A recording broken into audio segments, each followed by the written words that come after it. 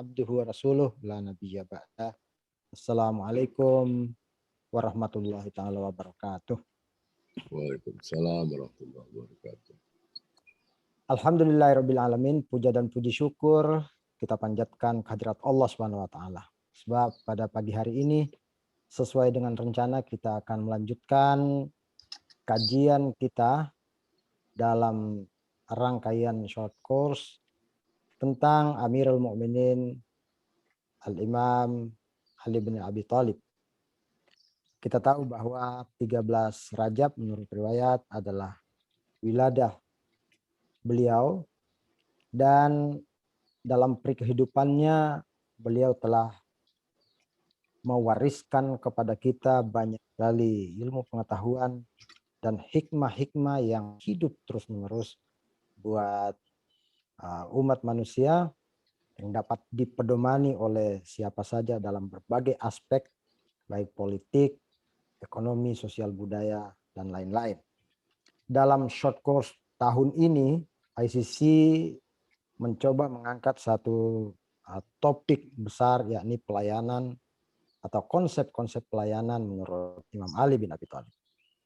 Konsep-konsep pelayanan tersebut menjadi bagian dari salah satu sabda beliau bahwa kepatuhan, kesetiaan, dan pelayanan atau kepedulian itu bagian terpenting dari cara seseorang menyikapi semua kelas sosial.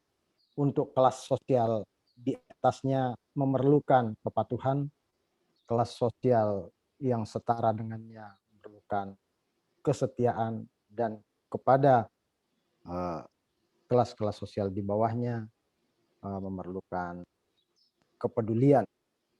Nah, dalam konteks ini pelayanan mencakup semuanya, terhadap pimpinan, terhadap rekan-rekan sejawat kita, terhadap orang-orang yang mungkin tidak seberuntung kita, semuanya memerlukan pelayanan dari kita, dan Imam Ali adalah contoh terbaik bagi kita semua. Satu aspek yang akan kita bahas pada short course ini adalah urusan yang berkenaan dengan kesehatan, bahwa perhatian Islam terhadap kesehatan umat manusia itu sangat penting, dan tentu saja kita berharap narasumber kita pada pagi hari ini, yakni Dr. Syafiq Basri Assegaf, MA, beliau mungkin akan mengantar kita beberapa saat untuk kemudian mendiskusikan hal-hal yang berkenaan dengan Islam dan kesehatan ini. Baiklah para peserta sekalian, baik yang bergabung di Zoom Cloud Meeting maupun di Facebook, mari kita mempersilahkan kepada Habib Dr. Syafiq Assegaf untuk mengantarkan kita mungkin kira-kira sekitar 45 menit tentang topik ini, dan insya Allah dalam waktu 15 menit terakhir kita akan berdiskusi dengan beliau. Tafadhal, Beb. Baik, terima kasih. Assalamualaikum warahmatullahi taala wabarakatuh. Waalaikumsalam warahmatullahi wabarakatuh. Ya, maaf ini background saya ini kurang tepat, mungkin saya ganti dulu backgroundnya ya. Tapi nggak apa-apa juga sih, itu soalnya acara sebelumnya saya memberikan training urusan yang sedikit beda itu, pakai background itu. Iya, Beb. Mungkin backgroundnya diganti yang lebih netral ya. Sebentar. Kalau dipakai ini bisa nggak ya?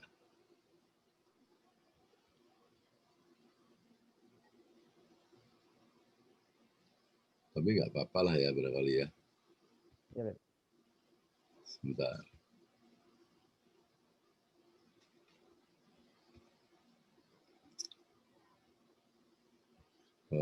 Nggak tahu saya ini. Udah biarin aja ya. Ya, nggak apa-apa, Beb. Fadhol. Oke. Iya. Jadi terima kasih Ustadz Syafin Almandari. Iya, Ustaz. Saya tersanjung juga diminta untuk mengisi acara short course ini. Sebelumnya saya disclaimer dulu. Jadi kepada para hadirin, saya ini dokter yang tidak praktek. Jadi cuman pernah sekolah kedokteran dan lulus jadi dokter gitu aja, satu hal yang kebetulan pernah dilakukan. Juga tentang Imam Ali, saya kira sebetulnya Ustadz Syafin dan para ustadz yang lain mungkin tahu lebih banyak daripada saya ya. Jadi karena ini saja ya, saya pikir insya Allah sharing sedikit, mudah-mudahan ada manfaatnya. Nanti kita diskusi ya, bicara berbagai hal yang menyangkut kesehatan. Mudah-mudahan saya bisa menanggapi dan cukup memuaskan. Jadi tadi Ustadz Syafin sudah memulai dengan pengantar soal kehidupan itu ya. Benar bahwa Islam itu memang bukan hanya mengurus hal spiritual. Islam itu mengurus dalam bahasa Arab ad-din. Din itu mengatur semua aspek kehidupan sebetulnya. Jadi baik itu masalah personal, pribadi ya, kesehatan, kekayaan, bahkan politik dan ekonomi kan. Nah, bicara tentang kesehatan, bicara tentang ilmu pengetahuan, itu Amirul Mukminin Imam Ali bin Abi Thalib alaihissalam itu mengatakan, salah satu quote yang menarik sekali adalah bahwa beliau mengatakan, the most complete gift of God is a life based on knowledge, kata beliau itu. Salah satu di antara nikmat atau rahmat Allah yang paling lengkap bagi manusia adalah kehidupan yang dilandasi dengan ilmu pengetahuan. Itu salah satu ucapan beliau yang sangat dikenal, dan saya pakai itu sebagai signature untuk email-email saya. Jadi beliau menegaskan sejak lama supaya orang-orang, para pengikutnya, para sahabatnya itu mau belajar ya, mendasarkan hidupnya pada ilmu pengetahuan. Dan kalau kita lakukan itu, berarti kita itu menikmati betul rahmat dari Allah yang paling lengkap. Ya, mungkin saja orang beribadah tanpa punya pengetahuan, tanpa punya ilmu, boleh saja bagus, tidak ada maksudnya tidak ada kekurangan dalam hal itu ya. Tetapi kalau mau lengkap, maka saya menikmati rahmat Allah yang terbaik itu, satu di antaranya adalah hidup yang dilandasi dengan ilmu pengetahuan. Nah, di antara ilmu pengetahuan itu adalah ilmu pengetahuan tentang diri dan tentang lingkungan. Jadi sekarang saya kira topik kita ini diambil bicara kesehatan berkaitan dengan masalah penyakit COVID-19 ya, yang sekarang ini sedang mewabah. Dan alhamdulillah, tapi kita sudah mulai vaksinasi, mudah-mudahan dalam waktu singkat kurva penularan itu bisa melandai. Kalau sudah melandai nanti kemudian turun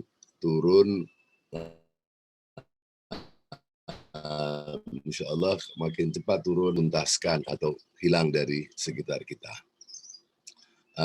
Itu memerlukan pengetahuan, memerlukan komitmen dari semua masyarakat.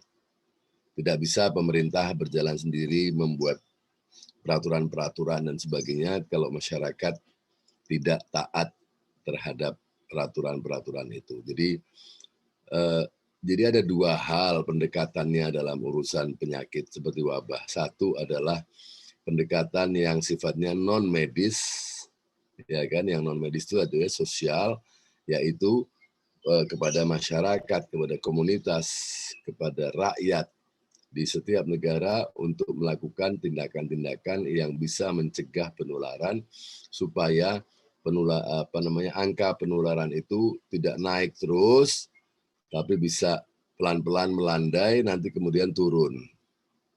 Nah, sebelum ada vaksin, pencegahan dengan melakukan hal-hal yang dianjurkan seperti mencuci tangan, menggunakan masker ketika di dalam lingkungan ya ada orang sekitarnya, kemudian menjaga jarak, jangan kumpul-kumpul dan sebagainya itu merupakan approach yang sosial sifatnya, non medis, tetapi dia sangat penting bagi upaya penurunan angka infeksi atau angka penularan. Baru kemudian pendekatan yang kedua adalah pendekatan yang medis, yaitu yang terbaik adalah dengan cara vaksinasi. Nah, itu satu pengantar di awal. Jadi Imam Ali juga para imam setelah beliau mencontoh kepada apa yang dikatakan atau dinasehati oleh junjungan kita, junjungannya Imam Ali juga, Nabi besar Muhammad SAW yang menegaskan bahwa seorang mukmin yang kuat secara fisik itu lebih baik daripada yang lemah. Ya, itu sebuah nasihat yang diambil dari Rasulullah, kemudian digaungkan oleh Imam Ali dan diteruskan. Kalau zaman media sosial sekarang ini di-reshare oleh anak cucu beliau, termasuk yang menegaskan itu adalah Imam Ja'far Shadiq yang mengatakan bahwa seorang mukmin yang kuat, al-mu'minu gawi, itu ahsanu min mu'min dhaif, lebih baik daripada seorang mukmin yang lemah. Dan ini bukan bicara spiritual saja, tapi bicara fisik, gitu. Ya, a mu'min who is physically strong is better than a mu'min who is physically weak. Maka di sini ditegaskan bagaimana Islam itu meminta pengikutnya untuk menyeimbangkan urusan-urusan kesehatan fisik dan spiritual, jasmani dan rohani, lahir dan batin. Ya, itu keduanya kita diminta untuk mengembangkan secara harmonis, berjalan bersama-sama. Jadi di dalam nasihat yang lain, kejarlah akhirat melalui apa yang kita berikan di dunia ini, ya kan? Kemudian di nasihat yang lain disebutkan bahwa sebenarnya waktu bagi manusia, bagi mukmin itu dibagi menjadi 4. Yang pertama adalah untuk beribadah, yang kedua adalah untuk mencari kehidupan, ya, orang bekerja, mencari nafkah dan sebagainya itu untuk kehidupan kita. Kemudian waktu untuk masyarakat atau komunitas dan waktu untuk keluarga.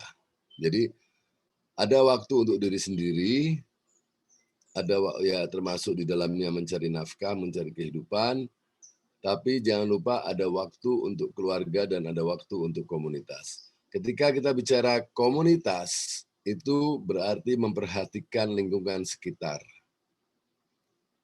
Ya kan, Kak? Jadi orang Islam itu tidak boleh egois, hanya memikirkan dirinya sendiri, tidak peduli pada orang lain, gitu.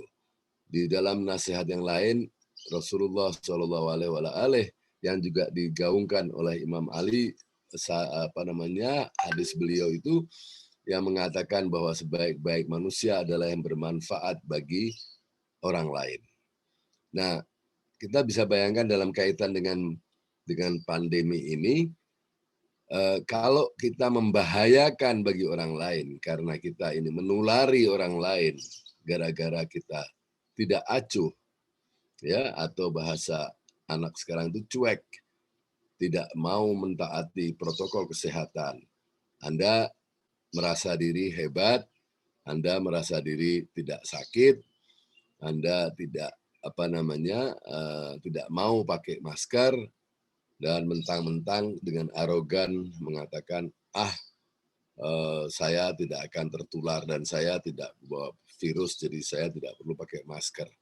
itu kan orang egois yang bodoh sebetulnya, karena tahukah Anda bahwa banyak orang itu yang membawa virus terinfeksi tapi dia tidak punya gejala. Banyak sekali, prosentasenya cukup besar. Jadi boleh jadi saya, Ustadz Syafin, dan yang lain barangkali kelihatannya sehat-sehat, tapi kita tidak tahu pada suatu saat meskipun kelihatan sehat sebetulnya sudah membawa virus.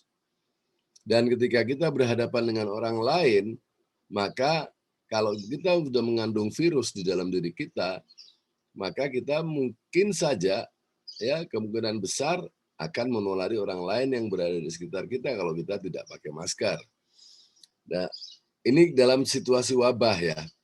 Jadi kalau kita memakai masker itu satu melindungi diri sendiri dari orang lain yang mungkin menulari kita, tapi juga kita mencegah diri untuk tidak menulari atau membahayakan orang lain yang ada di sekitar kita. Itu yang menunjukkan bahwa seorang muslim, seorang mukmin peduli pada masyarakat pada sekitarnya. Ya kan? Nah,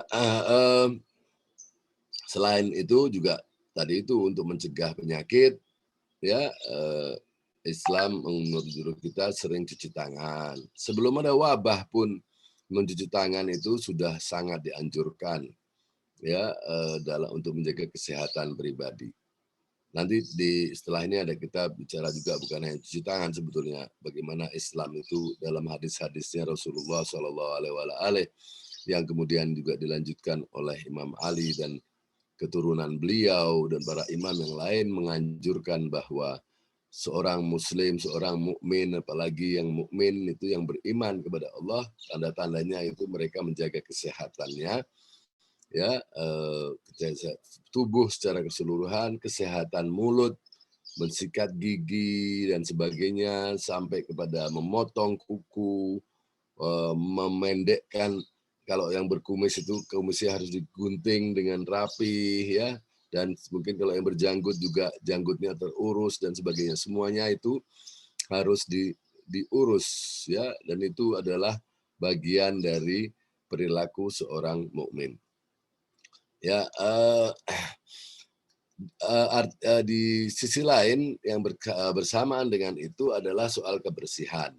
Tadi itu kan contohnya bahwa Nabi mengatakan bahwa seorang mukmin itu, ya, beliau mencontohkan bahwa beliau kalau sudah masuk ke kamar mandi, ya, beliau tidak pernah keluar dari kamar mandi kecuali berwudu setelah itu. Jadi setiap kali masuk kamar mandi, beliau untuk katakanlah melaksanakan hajat, itu keluarnya itu wudu, sudah dengan wudu. Ya, dan kemudian dimulainya proses itu dengan menggosok gigi. Selalu itu dikatakan dalam banyak riwayat bagaimana Nabi, Imam Ali, dan keluarganya itu kalau sudah masuk kamar mandi, itu keluarnya sudah berwudu. Dan di dalam kamar mandi itu beliau itu menyikat gigi. Ya, kemudian ada hadisnya yang mengatakan bahwa sholat 2 rakaat, ya, bagi orang yang sebentar saya lihatkan ini ya bunyi persisnya, ya, bahwa orang yang sholat 2 rakaat sudah dengan menyikat gigi itu lebih baik daripada orang yang sholat tanpa menyikat gigi sekian kali lipat. Jadi sangat afdol. Dulu itu di negara Arab itu populer yang namanya siwak. Ya, ada kayu siwak itu yang dipakai untuk mensikat gigi. Tentu saja teknologi zaman dulu belum ada sikat gigi sebaik sekarang. Jadi orang Arab dan mungkin banyak bangsa-bangsa lain menyikat giginya dengan menggunakan siwak. Itu ada kayu tertentu yang memang bisa di ujungnya itu dapat diratakan, dibuat serat-seratnya itu keluar dan itu menjadi bagian yang baik untuk menggosok gigi orang gitu. Itu pentingnya sikat gigi ya. So itu seperti tadi itu. Nasihat yang lain yang mengatakan bahwa dari Imam Ali, beliau diriwayatkan berkata pada seseorang, beliau mengatakan bahwa obatmu sebetulnya ada dalam dirimu. Dan hanya kalau hanya saja kamu tidak tahu. Mungkin karena tidak mengetahui, tidak belajar. Ya, dan penyakitmu juga datang dari dirimu sendiri, sedangkan engkau tidak memahaminya. Jadi sebenarnya orang sakit dan orang sehat itu semua kembali pada diri sendiri. Ya, dari dalam dirinya sendiri yang menyebabkan seorang itu sakit. Imam Ali mengatakan demikian. Kemudian cucu beliau Imam Ja'far Shadiq alaihissalam mengatakan bahwa engkau dijadikan sebagai dokter bagi dirimu sendiri. Bahasa dulunya itu mungkin bukan dokter ya, tapi kira-kira seperti itu maknanya sekarang ini. Dan penyakit yang menimpamu itu menjelaskan kepadamu tentang tanda-tanda kesehatan yang juga engkau bisa ketahui. Dan engkau telah dibimbing untuk mengobatinya. Oleh karena itu, carilah apa yang bisa engkau perbuat bagi dirimu sendiri. Jadi obati dirimu. Gitu. Di antara yang menyebabkan banyak sakit itu salah satunya pedoman para imam dari Rasulullah SAW mengacu kepada Al-Quran, kitab suci Al-Quran yang mengatakan makan dan minumlah tetapi jangan berlebihan. Karena Allah jelas tidak menyukai sesuatu yang berlebihan. Ya, orang yang berlebihan itu Allah tidak suka, dan kita diminta kalau mau sehat makan dan minumlah tapi jangan berlebihan. Ya, sebenarnya ini bukan hanya oleh orang yang mengerti agama, bahkan orang yang ateis, orang yang tidak mengerti agama pun tahu tentang hal ini gitu. Nah, tadi waktu Imam Ali mengatakan sebaik-baik kehidupan adalah yang dilandasi ilmu, ya. Maaf. Itu menunjukkan bagaimana kita mesti mencari ilmu pengetahuan tentang kesehatan, baik kesehatan diri maupun kesehatan lingkungan. Ya, tadi itu salah satu pengetahuannya adalah tahu nggak bahwa virus itu bisa menginfeksi seseorang tanpa menimbulkan gejala. Itu kan pengetahuan sebetulnya, sebuah kenikmatan. Nah, kalau orang itu masih tetap tidak mau tahu, artinya masih ingin kepengen di tempat di situasi yang bodoh, ya tadi itu akhirnya dia menulari orang lain. Karena dia tidak mendasarkan hidupnya pada pengetahuan. Pengetahuannya jelas, para dokter, para peneliti di dunia mengatakan bahwa orang bisa terinfeksi virus tanpa menimbulkan gejala. Gitu. Itu ada kalau dalam bicara virus seperti corona ini, ada namanya masa inkubasi. Masa inkubasi itu kalau seperti orang hamil. Orang sudah hamil, awalnya kan perutnya tidak kelihatan kalau dia hamil, tapi dia sudah mengandung anak. Ya kan? Pada 1, 2, 3 bulan perutnya seorang ibu masih kecil, masih normal seperti orang lain, orang biasa yang tidak hamil. Padahal dia sudah mengandung di dalamnya janin. Gitu kan.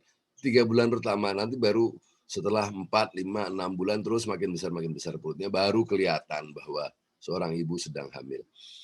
Sama seperti itulah orang mengandung virus di dalam dirinya. Bukan hanya virus, banyak bakteri-bakteri yang lain, tidak selalu menyebabkan sakit.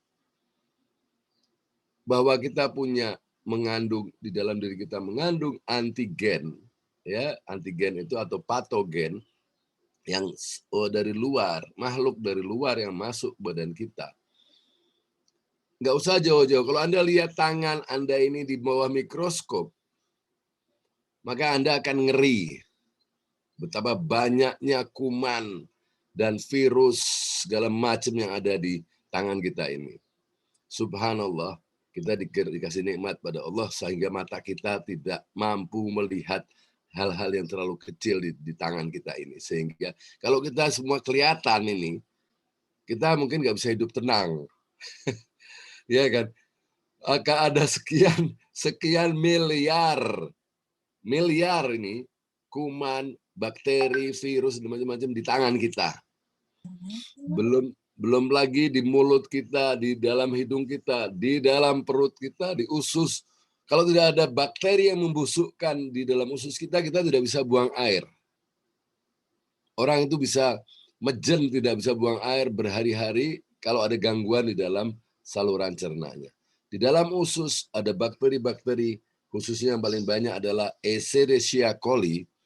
Ya, bakteri coli itu, coli atau coli itu ada jumlahnya tidak terhingga di dalam usus kita, dan dia bekerja sama, dia hidup di dalam usus kita untuk membusukkan makanan yang ada yang kita makan. Setelah sari-sari patinya diserap oleh darah, sisanya itu bagaimana? Kalau harus dibuang begitu saja tanpa dibusukkan, repot kita ke belakangnya itu. Maka ada bakteri, oleh Allah Subhanahu wa taala diberikan bakteri-bakteri, antara lain yang paling banyak itu Escherichia coli tadi, untuk membusukkan makanan sehingga kita mudah untuk mengeluarkannya. Kalau tidak ada itu, terganggulah pencernaan kita. Ya, atau kalau terlalu banyak juga gara-gara kita makan yang tidak bersih, jumlahnya jadi berlipat, ditambah lagi mungkin kuman-kuman lain yang masuk, misalnya ada kuman tipes dan sebagainya, maka terganggulah pencernaan kita. Walhasil lingkungannya harus dibuat sedemikian rupa, dijaga supaya tetap kondusif untuk membusukkan makanan. Itu dia baru dalam perut ya, dalam usus kita. Tadi itu. Nah, kembali orang-orang itu yang tidak mau mengerti bahwa sebenarnya kita ini bisa mengandung banyak virus, banyak bakteri, dan yang ditakutkan kalau kita membawa bakteri, virus, ya bukan bakteri. Kalau virus itu lebih kecil, jauh lebih kecil dari bakteri.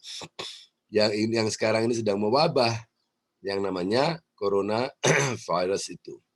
Dan ini sebetulnya jenis yang ke-6. Jenis ini kalau seperti keluarga gitu ya, ini kan manusia punya keluarga besar gitu ya. Ada kakek, cucu, ya, anak, cucu dan sebagainya. Nah, ini coronavirus ini adalah jenis yang ke-7, sementara yang 2 pertama pernah menimbulkan pandemi, SARS dan MERS di Timur Tengah, SARS di Hong Kong, di Cina juga. Kemudian yang 4 tidak berbahaya, baru kemudian yang 1 ini yang namanya virus corona. Ini satu keluarga nih, satu keluarga. Virus corona yang MERS itu ada di Timur Tengah waktu itu. Sempat jadi wabah tapi tidak besar. SARS yang pertama di Hong Kong dan Cina juga sempat mewabah tahun 2002 atau 2003, tapi tidak sempat besar. Kenapa tidak sempat besar? Karena sebenarnya virusnya sangat-sangat letal, sangat-sangat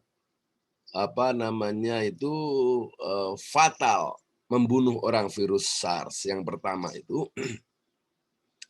Tapi karena dia sangat membunuh, sangat, istilahnya itu sangat fatal akibatnya, orang yang tertular di dalam waktu singkat langsung meninggal. Sementara virus yang corona yang sekarang ini, orang kalau tertular tidak langsung meninggal. Dia bahkan bisa tidak ada gejala. Makanya dia bisa beredar ke sana kemari, bisa ke mall, bisa kemana-kemana. Padahal sudah mengandung. Tapi karena virusnya tidak sekejam virus SARS yang pertama, ya, tapi menularinya lebih kencang. Jadi harus dibedakan antara daya bunuh dan daya tular. SARS yang pertama tahun 2002 atau 2003 itu dia daya tularnya tidak besar, tapi daya bunuhnya sangat kuat. Karena daya bunuhnya kuat, yang tertular itu dalam waktu singkat meninggal. Belum sempat menulari orang lain, sudah meninggal. Makanya jumlahnya di dunia hanya ribuan saja, tidak sampai jutaan seperti sekarang ini. Sementara yang coronavirus yang sekarang ini, daya bunuhnya relatif lebih ringan daripada SARS yang pertama, tapi daya tularnya hebat. Itu yang membedakan. Nah, masalahnya dari sekian yang tertular kan memang tidak semua meninggal ya. Mudah-mudahan kita diselamatkan, dijauhkan dari itu. Tapi kan di antara yang tertular itu ada yang meninggal, ada yang sakit berat, ada yang sakit sedang, ada yang sakit ringan, ada yang tidak tapi punya gejala. Itu kan. So, begitu kurang lebih kaitannya ya. Nah, bahwa ini saya mau cerita sedikit. Jadi di zaman Harun al-Rasyid, Khalifah Bani Abbasiyah itu, pernah ada cerita beliau itu punya seorang tabib Kristen, Harun al-Rasyid itu. Dan suatu ketika si tabib yang Kristen ini melecehkan Islam lah gitu di depan Al-Waqidi. Ini kemudian Al-Waqidi dihina lah di dalam ceritanya ini oleh si orang tabib Kristen tadi itu. Si tabib tadi mengatakan bahwa kitab sucimu, jadi Al-Quran maksudnya sama sekali tidak mengulas tentang kesehatan dan obat-obatan atau medicine. Ya, sedangkan ilmu pengetahuan itu perlu ada dua macam pengetahuan tentang tubuh atau kesehatan dan pengetahuan tentang agama atau hukum-hukum agama. Kemudian Al-Waqidi menjawab, sebetulnya Allah sudah meringkaskan dengan sepotong ayat ya untuk kesehatan itu di dalam kitab-kitab yang kami pegang ini. Dan yang sisanya lagi, separuhnya lagi dikatakan oleh Nabi kami. Apa yang separuh yang pertama dalam kitab Al-Quran? Yaitu tadi itu ayatnya. Al-Quran surat 7 ayat 31. Makan dan minumlah, tetapi jangan berlebihan. Ya, karena Allah jelas tidak menyukai sesuatu yang berlebihan.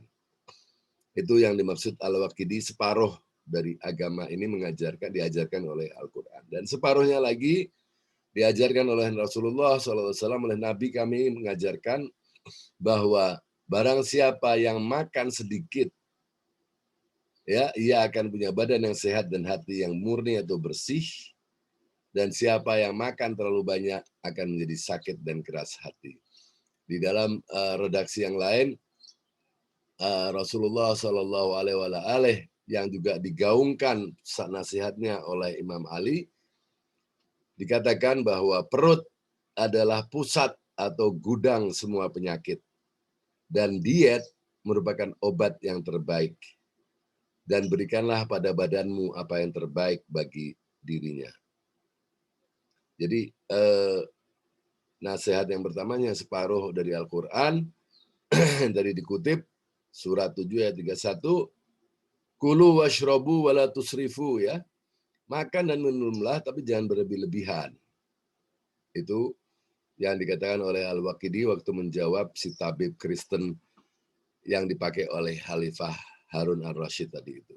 Dan separuhnya lagi adalah hadis dari Rasulullah SAW yang mengatakan tentang manfaat dan bahayanya apa-apa yang kita makan.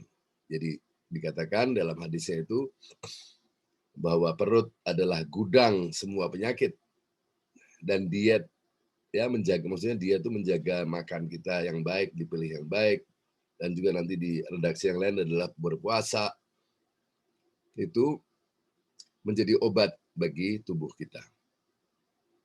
Ya, jadi di redaksi yang lain juga dikatakan bahwa Rasulullah SAW mengatakan barang siapa makan sedikit, ia akan punya badan yang sehat dan hati yang bersih. Dan siapa yang makan terlalu banyak akan jadi sakit dan keras hati. Ini diucapkan oleh Rasulullah, oleh Imam Ali bin Abi Thalib alaihissalam dan para keluarga Nabi dan sahabat-sahabat beliau yang mulia sudah 14 abad yang lalu.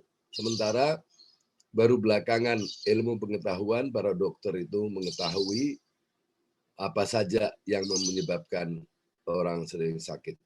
Betapa banyak orang kedokteran itu mengetahui bahwa kadang-kadang orang muncul sakit di dadanya. Kadang-kadang orang ada kepalanya pusing, berat, dan macam-macam. Ternyata itu dari lambungnya. Lambungnya bermasalah, tapi sakitnya, yang dirasakan sakitnya bukan di lambung, tapi di dada. Yang dirasakan sakit sampai ke kepala.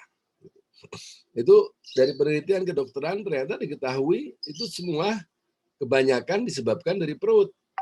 gitu. Jadi betapa hebat Islam mengajarkan itu sudah sejak 14 abad yang lalu. Ada lagi satu cerita dari Al-Rabi. Al-Rabi ini penjaga pintu istananya Al-Mansur, juga seorang Khalifah Abbasiyah. Suatu ketika Al-Rabi ini mengatakan, menceritakan bahwa waktu itu ada Imam Ja'far Shadiq di depan Al-Mansur, ya, dan di situ ada seorang tabib yang berasal dari India. Nah, si tabib India ini membacakan kitabnya gitu, kitab kalau kayak kita bilang mujarobat ya, kitab obat-obatannya dia itu. Dan imam menyimaknya dengan baik. Ya, kemudian sesudah selesai si orang tabib India itu bercerita, kemudian dia berkata pada Imam Ja'far Shadiq mengatakan, wahai ya Abu Abdullah, adakah yang ingin kau sampaikan kepada aku? Kemudian Imam Ja'far mengatakan tidak, nggak perlu, sebab semua apa yang kamu ceritakan itu kami punya lebih baik dari yang kamu ceritakan dari itu. Jadi apa yang ada pada kami lebih baik dari apa yang ada pada dirimu. Lantas si tabib India itu tanya, apa itu? Kemudian imam menjelaskan, kami bisa mengobati dingin dengan panas, kami bisa mengobati dingin dengan panas, dan panas kami obati dengan dingin. Kami bisa mengobati kelembaban dengan sesuatu yang kering, dan kekeringan dengan sesuatu yang lembab. Dan menyerahkan segala urusan pada Allah. Kemudian saya juga menerapkan apa yang dikatakan kakek saya, Rasulullah Muhammad SAW, yang berkata bahwa perut merupakan rumah bagi semua penyakit. Dan mendisiplinkan diri, ya itu termasuk dari menahan diri, atau dalam bentuk yang lain berpuasa, itu merupakan obat yang memperbaiki kesehatan. Terus orang India itu, tabib India itu heran, dari mana kamu tahu semua itu? Mungkin dia lihat di kitabnya itu ada semua kali ya, atau ada ajaran-ajaran yang mirip itu, sehingga dia heran, dia pikir ini orang-orang Arab pada zaman itu, pada zaman Kekhalifahan Abbasiyah, dipikirnya bodoh-bodoh. Pas ketemu Imam Ja'far Shadiq, gitu loh. Sehingga dibabat habis dia, mau sok-sokan, mau ini, dia dibabat habis, sehingga dia terbelalak. Wah, ini saya ini seperti anak SD ketemu profesor gitu. Ternyata ilmu saya tidak ada apa-apanya gitu. Maka waktu ditanya, dari mana kamu tahu semua itu? Kan dulu itu tidak ada buku-buku seperti sekarang yang di belakangnya Pak Syafin ini banyak buku tuh di belakang di raknya itu. Kan hebat tuh, bacaannya luar biasa. Kelihatan orang pinter banyak baca buku. Dulu kan nggak ada buku seperti sekarang Pak Syafin ya. Jadi dari mana kamu tahu kan gitu. Dulu kan budayanya budaya lisan. Orang mendengar dari ayahnya dengar dari kakeknya, dan seterusnya. Kebanyakan kan seperti itu. Bahkan kitab hadis saja dalam cerita-cerita itu baru ditulis 200 tahun setelah Rasulullah SAW wafat. Ya kan? Itu kitab hadis baru dikumpulkan, kalau nggak salah di masa, tolong saya dikoreksi kalau saya salah, di masa Khalifah Umar bin Abdul Aziz ya. Makanya di kelompok oleh saudara-saudara kita yang Sunni, Khalifah Umar bin Abdul Aziz dikatakan sebagai Khulafa Rasyidin yang kelima, ya karena kebijaksanaannya. Nah, kemudian Imam Ja'far menjawab, ya saya tahu itu dari kakek saya, ya kan? Dan kakek saya tahu dari Jibril, malaikat yang diutus oleh Allah. Jadi yang memberitahu adalah pencipta semua jiwa dan badan, yaitu Allah Subhanahu wa Ta'ala. Itu saya tahu dari situ gitu, katanya Imam Ja'far ya. Maka tabib India itu dalam cerita Rabi tadi, yang membawakan cerita itu riwayatnya adalah Al-Rabi namanya. Bahwa tabib India itu tadi kemudian masuk Islam setelah mendengar hal tersebut. Ya. Oke. Nah, kemudian Asbaq bin Nabatah meriwayatkan bahwa Imam Ali alaihissalam menasihati putranya Imam Hasan. Wahai anakku, dengarkan 4 hal ini agar kamu tidak butuh tabib, tidak butuh dokter. Kalau zaman sekarang kita dokter. 4 hal ini kalau kamu laksanakan, kamu tidak butuh. Jadi akan selalu sehat maksudnya. Kata Imam Ali kepada Imam Hasan. Pertama, jangan duduk untuk makan kecuali saat engkau lapar. Ya. Kedua, jangan berhenti makan kecuali ketika engkau justru sedang menginginkannya.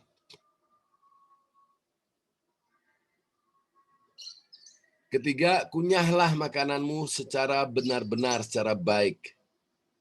Dan keempat, pergilah ke kamar mandi sebelum tidur. Maksudnya, tadi itu cuci kaki, cuci tangan, buang air, dan sebagainya, dan sikat gigi sebelum tidur. Itu 4 hal itu dinasihatkan oleh Imam Ali alaihissalam kepada putranya Imam Hasan. Supaya tidak perlu ke dokter, tidak perlu berobat. Jadi insya Allah selalu sehat walafiat. Kata Imam Ali, kalau engkau ikuti semua itu, engkau tidak akan butuh tabib atau dokter. Ya, lantas Imam menambahkan dan meringkaskannya apa yang ada dalam Al-Quran, makan dan minumlah dan jangan berlebihan. Ya, kemudian ditambahkan bahwa di riwayat lain Imam mengatakan siapapun yang mengikuti itu tidak akan sakit kecuali sakit yang membawa pada kematian. Jadi sakitnya itu orang mau pas mau meninggal aja gitu, nggak pernah sakit seperti apa biasa gitu. Orang kan sering sakit selama hidupnya. Nah ini kalau orang seperti itu maksudnya nggak akan sakit kecuali kata Imam sakit yang memang sebelum meninggal aja. Ya, itu di dalam riwayat dikatakan seperti itu. Nah, Bang Safin ini kita udah 11.12 nih. Jam 11:12. Mau apa ini dulu atau bagaimana? Kita sampai 11.30 ya? Iya, sampai 11.30, Bet. Mungkin ya. 2 menit lagi, kemudian kita akan buka tanya jawab. Oh, oke. Mudah-mudahan pertanyaannya nanti tidak berat-berat ya. Soalnya ngeri juga kalau ditanya sama yang pinter, saya jadi kelihatan tambah bodoh nih, makin bodoh. Nah, di riwayat lain, Imam merawiatkan juga dibawakan oleh Imam Muhammad Al-Bagir, cucu beliau, yang mengatakan tentang pengobatan dengan sesuatu yang haram. Ada sebuah dikatakan bahwa memang takwa harus dijaga dalam semua perkara. Tetapi ketika anak Adam terpaksa, dalam keadaan terpaksa, Tuhan menjadikan apa yang haram menjadi halal. Jadi maksudnya, kan ada kalanya orang sakit misalnya tidak ada obatnya kecuali sesuatu yang ternyata di situ mengandung hal-hal yang haram. Maka kalau itu terpaksa, itu boleh. Terpaksa itu kan sudah dicari yang biasa, yang halal, ini itu sudah ada, maka adanya hanya itu. Ya, itu di dalam satu riwayat dikatakan oleh Imam itu boleh gitu. Terpaksa ya, terpaksa, bukan mengada-ngada, bukan dicari-cari gitu. Lantas di riwayat lain banyak dinasihatkan oleh para imam Rasulullah dan ahli baitnya dan keluarganya itu banyak menasihati tentang baiknya manfaat buah-buahan. Salah satu di antara yang banyak diceritakan adalah melon atau semangka. Ya, di riwayat lain dikatakan bahwa riwayat menceritakan manfaat buah-buahan, manfaat sereal, ya sereal itu biji-bijian ya. Kemudian sayuran dan berbagai macam daging. Dalam riwayat tadi tentang semangka atau melon, disebutnya ada yang menyebutnya melon, ada yang menyebutkan watermelon. Watermelon itu semangka. Itu dikatakan bahwa melon atau watermelon tadi membawa 10 manfaat. Di antaranya di situ ada makanan, ada air, ada isinya dagingnya itu kandungan yang manis. Kemudian dia memperbaiki kandung kemih, membersihkan perut, meningkatkan semen dan birahi buat laki-laki, ya, kemudian mengobati flu, menyegarkan kulit, dan juga memperbaiki pencernaan serta menyegarkan nafas. Itu di antara yang diceritakan tentang riwayat beliau. Kemudian Nabi SAW mengatakan hati-hatilah pada udara dingin, ya maksud di negara Arab itu kan ada musim dingin ya kecuali pada akhir musim dingin, sebab pada akhir musim dingin itu ia mempengaruhi tubuh secara baik sebagaimana juga ia mempengaruhi pepohonan yang menumbuhkan dedaunan pada akhir musim dingin. Dan musim dingin yang keras itu menuntut pembakaran, ya. Makanya hati-hati kalau pas musim dingin. Jadi mungkin kalau seperti kita di sekarang ini di sini musim hujan ya.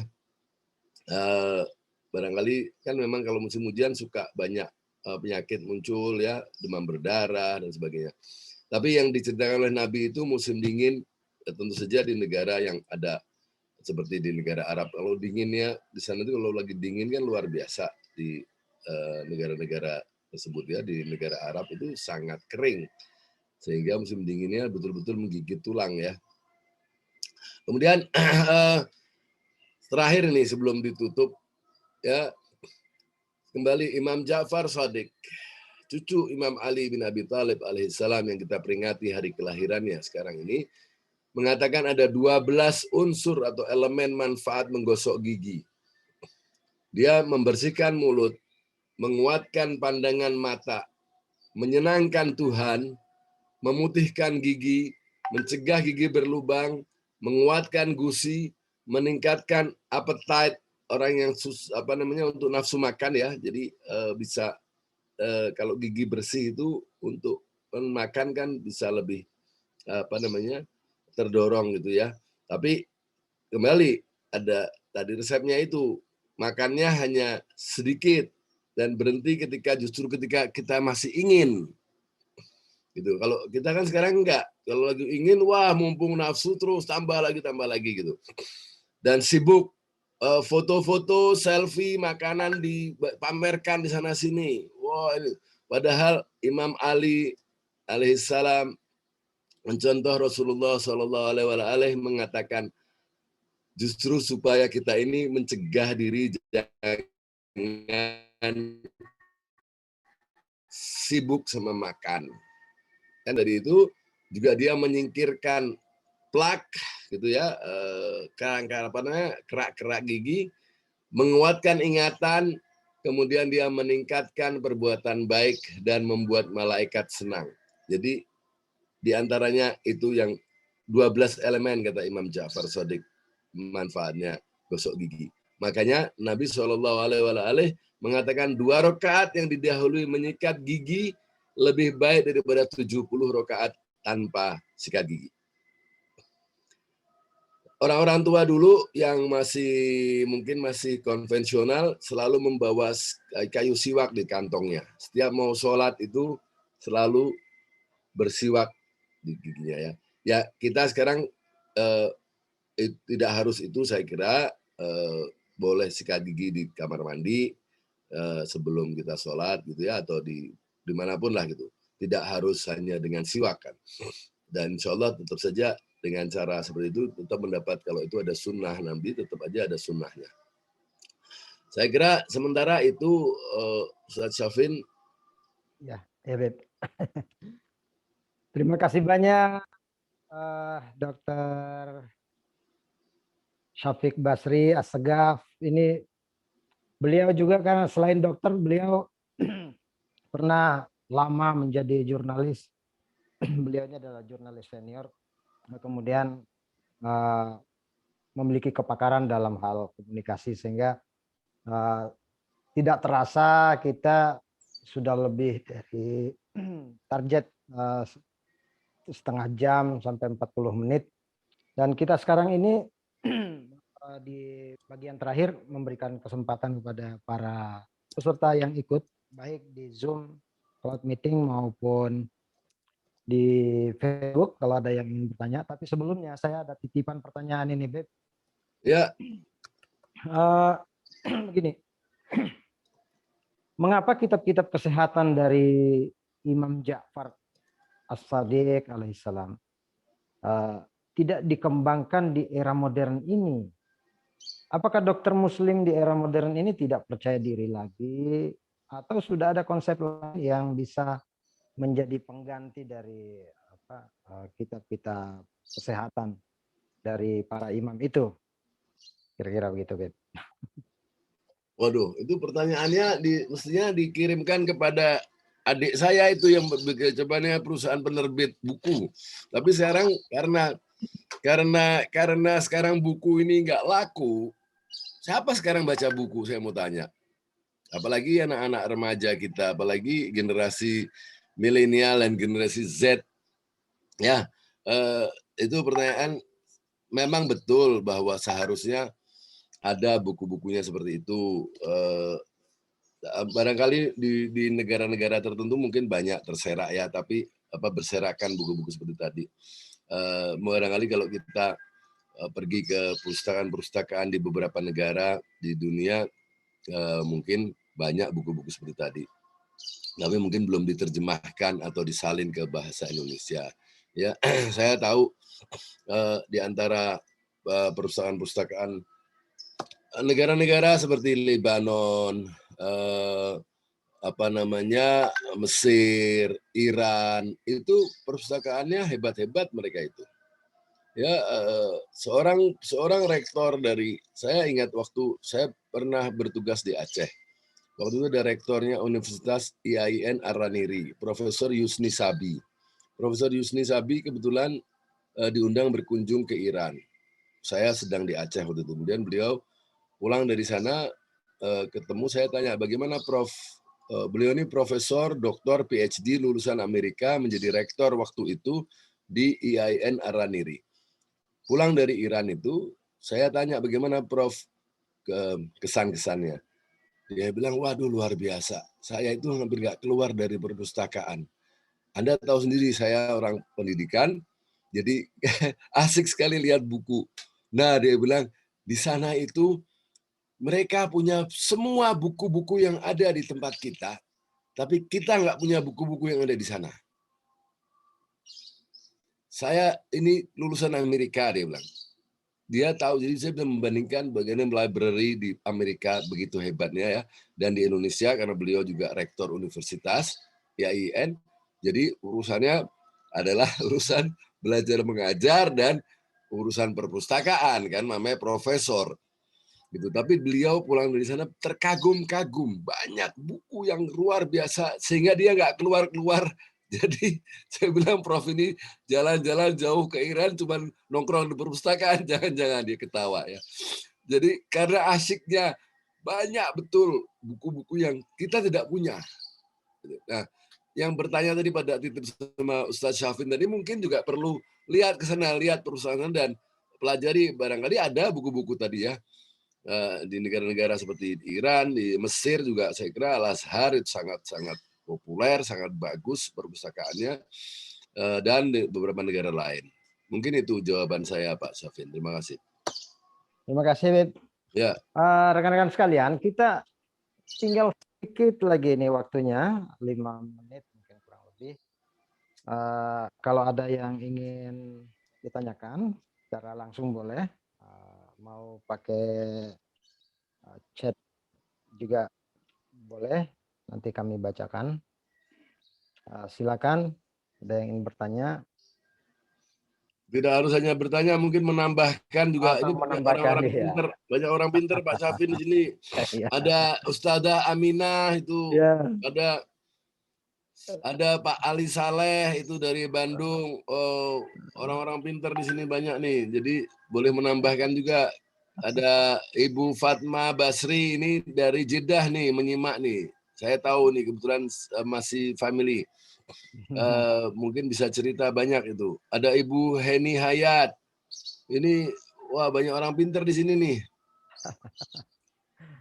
Tafadhal. Ya.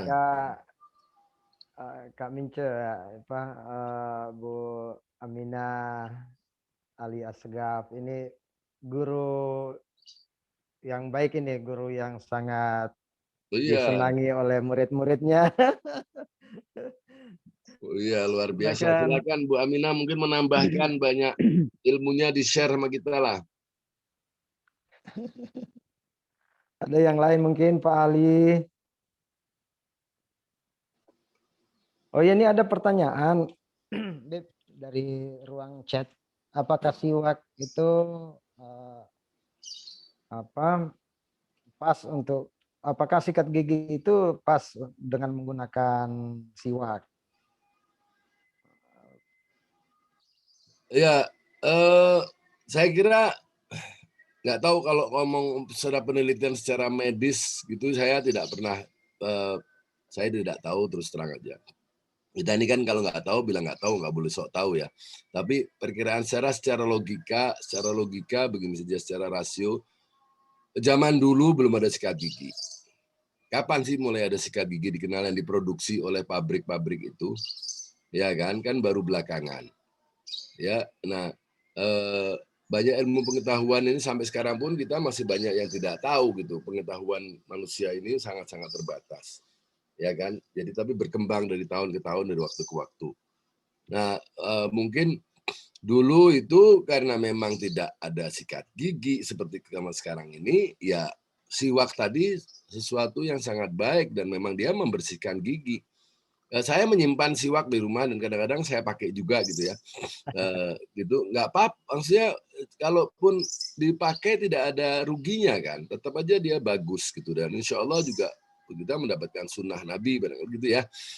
Tapi orang-orang anda nggak bisa menyuruh semua orang itu pakai siwak kan gitu. Mungkin juga pilihan orang lah. Tapi manfaatnya, saya pikir gini ya, agama ini mengajarkan hal-hal yang dilihat manfaatnya gitu dan bukan mudaratnya. Kalau memang manfaatnya lebih banyak dari mudaratnya maka dia bagus. Ada hal-hal yang memang zaman Nabi dulu begitu. Seperti kendaraan. Di zaman Nabi orang naik onta, naik kuda. Apa sekarang kita mau naik onta di sini kan gitu. Jadi ya gitulah kira-kira analoginya ya, analogi gitu. Tapi bahwa dia bermanfaat dan insya Allah juga dapat sunnah. Mungkin sikat gigi produksi Jepang, produksi mana juga mudah-mudahan dapat sunnah juga. Maksudnya seandainya zaman sekarang ini ada nabi gitu ya, itu barangkali juga disunahkan pakai sikat gigi yang seperti yang ada produksi sekarang, mungkin begitu ya.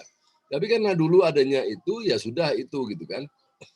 Cerita-cerita seperti nasihat ikatlah kudamu jangan dibiarkan lepas untuk menjaga itu kita dianjurkan menjaga harta kita kan. Dan sekarang ya kalau punya motor punya mobil ya dikunci gitu kan, gantinya mengikat kuda itu kan kalau motor sekarang ya kita kunci ya dijaga yang baik gitulah maksudnya kan, kurang lebih seperti itu ya. Baik, Beb. Masih ada satu lagi, mungkin ini yang terakhir. Eh, Bagaimana ajaran Imam Ja'far untuk menjaga imun tubuh atau mungkin secara umum saja apa namanya menurut Islam? Oh, menjaga imunitas tubuh Ya. secara eh menjaga imunitas tubuh itu ya sudah secara kesehatan pada umumnya, makan yang bergizi, cukup istirahat ya, kemudian kita berolahraga, hal-hal seperti itu ya, makanannya yang bergizi, yang baik, bermanfaat. Taunya dari mana? Carilah ilmu. Makanya kan tadi itu Imam Ali bilang di depan, tadi di awal kita bilang bahwa sebaik-baiknya nikmat, salah satu nikmat Allah yang terbaik adalah hidup yang dilandasi ilmu pengetahuan.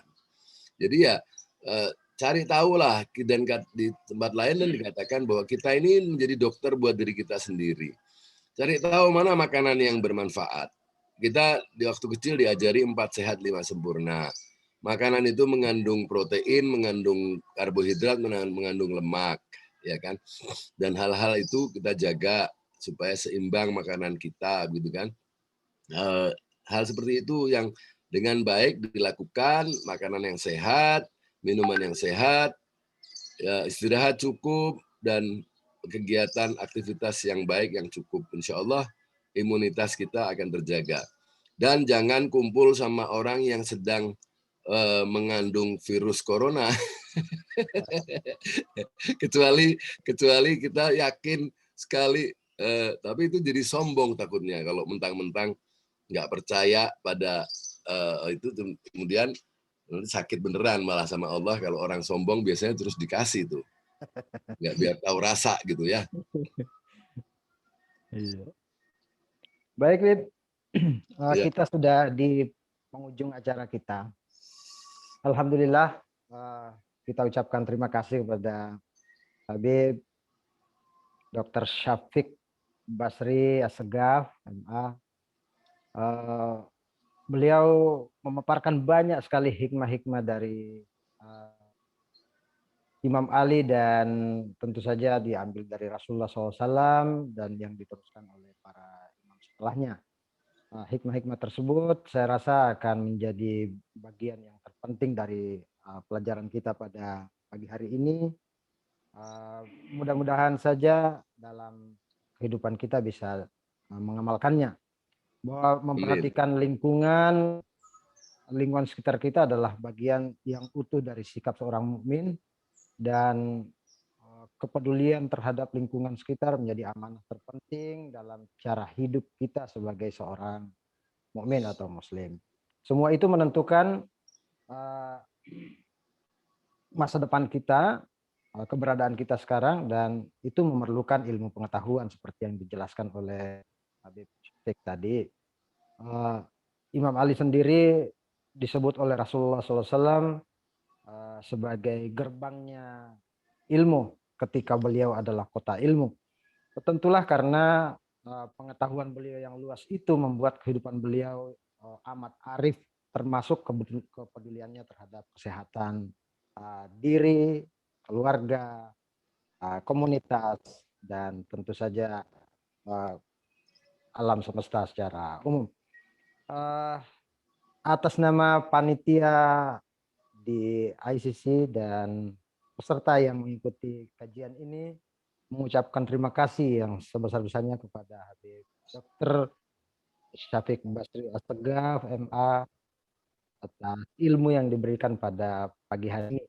Mudah-mudahan di waktu yang akan datang, Antum berkenan untuk menemani kita dalam topik yang Amin, insyaallah. lain saja. Amin. Ya. Sebelum Mudah-mudahan kita ditutup, semua dalam Ustadz keadaan Ustadz sehat. Ustadz Ya, Beb. Syafin, sebelum ditutup satu hal yang penting di garis bawah ini saya lupa menyampaikan. Ini untuk terutama untuk diri saya sendiri dan kemudian bagi siapa juga yang mau mengambil hikmah dari nasihat Imam Ali ini. Kita ini mengakunya pecinta Rasulullah SAW dan keluarganya Imam Ali dan Ahlul Baitnya ya. Sementara yang diikuti itu memberikan contoh untuk melakukan 3 sedikit makan, ya, sedikit bicara, dan sedikit tidur. Kita yang mengaku pecinta Imam Ali dan Rasulullah SAW, sebaliknya makan banyak, kesana kemari sibuk urusan makan, ya, banyak ngomong, kadang-kadang seringkali tidak perlu ngomong-ngomong, dan kata Imam Ali, sedikit bicara menjadi obat, kalau banyak bicara jadi racun. Seringkali orang banyak ngomong itu jadi racun buat diri sendiri dan orang lain. Dan kemudian banyak tidur. Ya, maksudnya Imam Ali sedikit tidur itu tengah malam pasti selalu bangun sholat tahajud. Jadi tidurnya berkurang.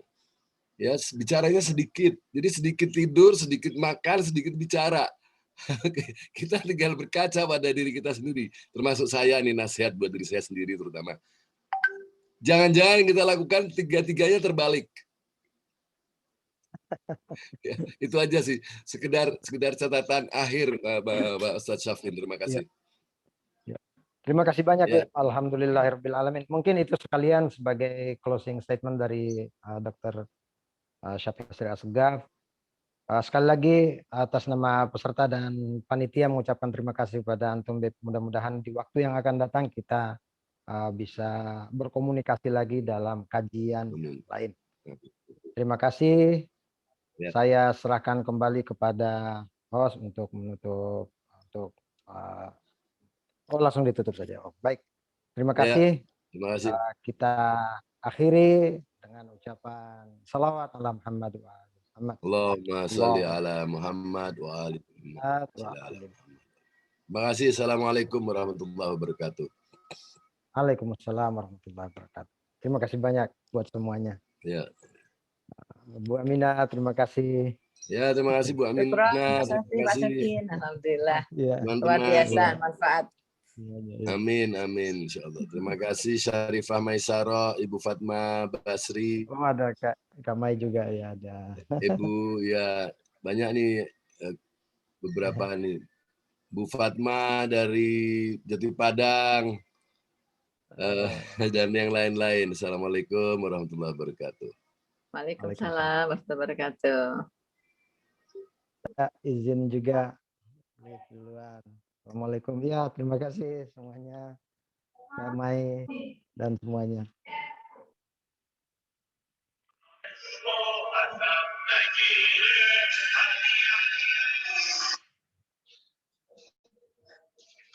عشق به حیدر چه بی نظیره علی نه تنها امام ما شد بر همه عالم علی امین شیعه بودن افتخارم آقا قیامت شعارم آقا علی مولا علی مولا میگم تا ابد با فوت جلیل من حیدریم آقا علی